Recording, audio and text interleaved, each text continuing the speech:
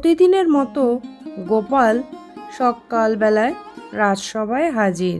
মহারাজা কৃষ্ণচন্দ্র গোপালকে বললেন, গোপাল, জগন্নাথ যে অভুক্তকে খাবার দেন, তাও আবার নিজের সোনার থালায়, সেই গল্পটা শুরু করো।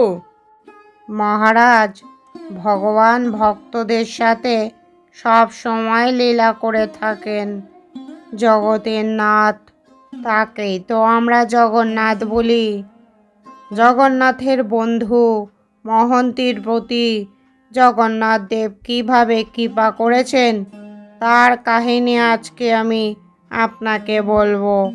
শুনতে থাকুন মহারাজ। জগন্নাথ দেবের ভক্ত মহান্তি পুরীতে বসবাস শুরু করবার আগে কটকের একটি গ্রামে থাকতেন এবং তিনি জগন্নাথ দেবের নিত্য সেবা করতেন।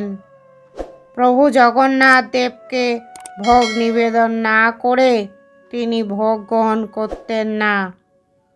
একবার তার গ্রামে প্রচুর দুর্ভিক্ষ হয়। এই কারণে তিনি পুরীর উদ্দেশ্যে রওনা দেন। কটক থেকে পুরী পৌঁছাতে তার অনেক রাত হয়ে যায় আর তিনি ক্ষুধা তৃষ্ণায় ক্লান্ত হয়ে মন্দিরের উল্টো দিকে আশ্রয় নেন। কিছুক্ষণ পর একজন ব্যক্তি তাকে হঠাৎ একটি বড় থালায় করে খাবার দিয়ে যায়। ক্লান্ত মহান্তি লোকটির পরিচয় না জেনেই খাদ্য খেতে শুরু করেন এবং কিছুক্ষণ পর দেখেন লোকটি কখন যেন চলে গিয়েছেন।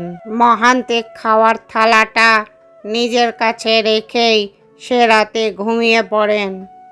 অন্যদিকে পরদিন সকালে পুরীর মন্দিরে হইচই শুরু হয়ে যায়, কারণ জগন্নাথ দেবের একটি সোনার ভোগ থালার খোঁজ পাওয়া যাচ্ছিল না।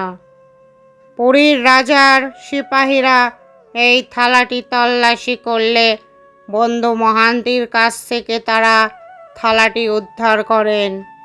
যদিও কেউ বুঝতে পারেন না যে মন্দিরের দরজা বন্ধ থাকা সত্ত্বেও কিভাবে থালাটি চুরি সম্ভব।